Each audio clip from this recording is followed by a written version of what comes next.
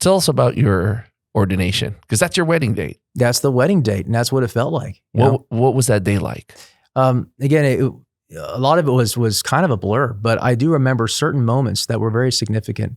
One is that my dad was already ordained a permanent deacon. So he was ordained in 2007. I was ordained in 2008 as a priest. So he beat you.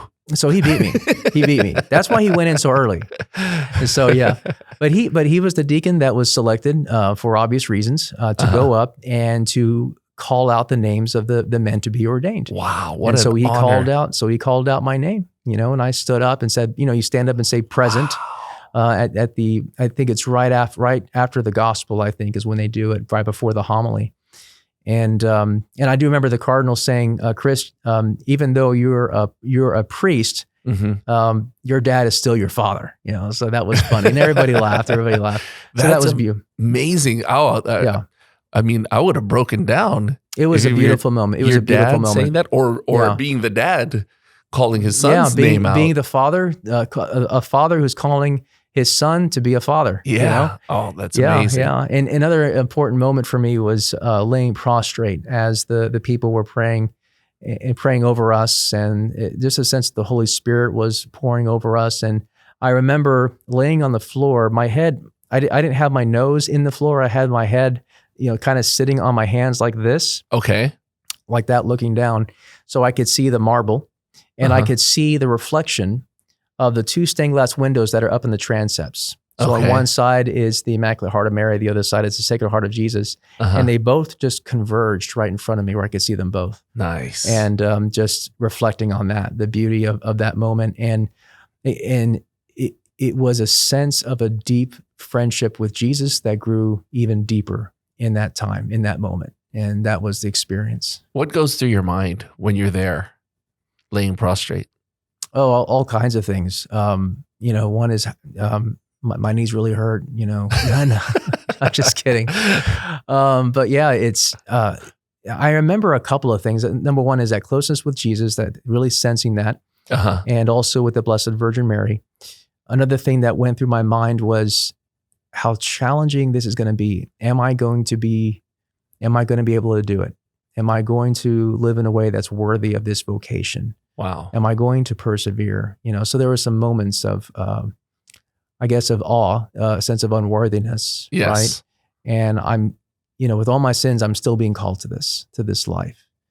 So it's an affirmation that the Lord has called me, a sense of challenge, and also, a little bit of fear that I had to work through, that I continue to work through, in my priestly vocation. What was the most difficult part of the whole discernment process for you? I would say the most difficult part was, again, going back to fear, and I think it's being afraid of the unknown, and also being afraid that I'm not going to measure up, at least for me, that I'm not going to measure up to the vocation, that I'm not going to be the priest that the people need, the priest that God is calling me to be. So that was a difficult part of the discernment. Am I called to this? Because I look at my defects, my character defects, yes, and I'm still being called to this.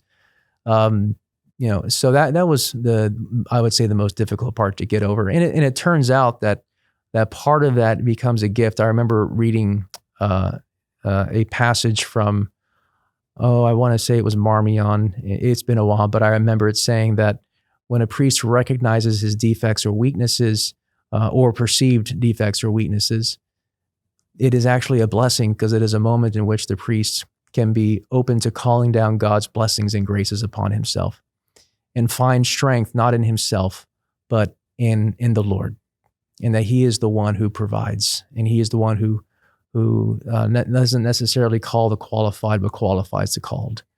So I just that's something that stayed with me. I think I guess that's part of the whole process that they put you through, right? Yeah. Like you said, those first couple of years were all just discernment classes. Exactly. So you do a lot of introspection and all of that. So absolutely, yeah. Because a priest that's not self-aware it can be very dangerous, because they, and we all lack self-awareness. We're all growing. We're all works in progress, right? As we get older, we grow in wisdom and knowledge, and kind of letting go of things that we thought were very important, and take hold of things that we didn't think were important, but we see them as they are now. So learning to be self-aware. I think one thing I do remember the first couple years in the seminary, that there was a kind of a tearing down that takes place. It's almost like the military, you get yelled at and tear you down, and then they build you up. That's the idea behind that. Or like a personal trainer. A personal trainer, exactly, exactly. Or you're tearing down the muscle and then you get stronger. But in the case of, especially those first 2 years, because there is that introspection, and you have a spiritual director, and that spiritual direction is more intense and intentional, and also a formation director. One of the things that they look to is this man, is he willing to look at himself as he really is, right? Because if he's not, then he's not going to grow. And if he's not going to grow, he's not going to be a good priest. Because being a priest, priests they don't come out of the womb ready to go. Yes. They don't hatch out of eggs, It's like a doctor. Nobody comes out of the womb ready to do brain surgery. Yes. So it's the same thing with the priesthood, and I can go on and on about the different areas where that's the truth, in terms of the man's mental formation, his intellectual formation. How is he as a human being? Does he take care of himself? How does he relate to people? How does he pray? Is he a man of prayer? In all of those areas, every man has to grow in all of those areas in preparation for the priesthood. So anyway, so self-awareness, awareness of one's own defects, awareness of where one has to work to grow, or awareness of this is who you are, and this is a cross that you'll carry for the rest of your life. But that's not going to stop you from being a priest, but it's going to be a challenge for you. So, yeah. What's the closest that you've come to calling it quits, to discerning out? Yeah, the closest I came, believe it or not, and I haven't shared this too much, but I have shared it with some of my parishioners. It was actually the last year before I was to be ordained a deacon. Oh, yeah, really? The last year before. That's pretty late.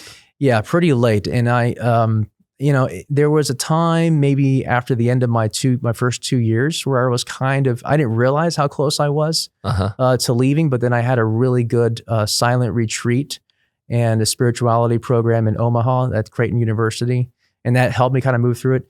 This was out of nowhere, and it's difficult to describe the essence of it. But it was connected to not having family. There was a moment of grief that came up. It just seemed to come up out of nowhere. I don't know if it's a cycle of grief that comes out, because I understood the value of celibacy, and I had been living it out. Yes. But that moment it just came up, and and it was difficult to work through. But I had my spiritual director helping me out. It was actually when I was a chaplain candidate, working with the Air Force that summer.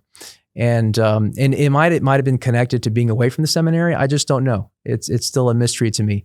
But one thing was for certain, that I persevered in prayer every single day.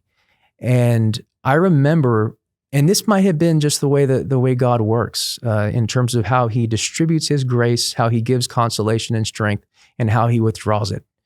And so what he did was that he withdrew consolation, all consolation in my prayer. Is the experience that I had, but I stuck to my holy hour every day, and I also spent even more time in prayer, and didn't get any sense of direction from him. Okay. Except that he was calling me to continue praying. Okay. That was it, just to persevere. And then just to power through. And just continue to listen. And I was very stubborn. I said, I'm going to continue to listen to you, and I'm going to trust in you. But I'm going to leave. I was certain. I was like, I cannot go continue and get ordained as a transitional deacon and then as a priest in this state of mind that I'm in right now. So, and again, my spiritual director was very good about helping me through it. I had a good friend of mine who's now a priest who was helping me through it too. So I wasn't just on my own on this stuff.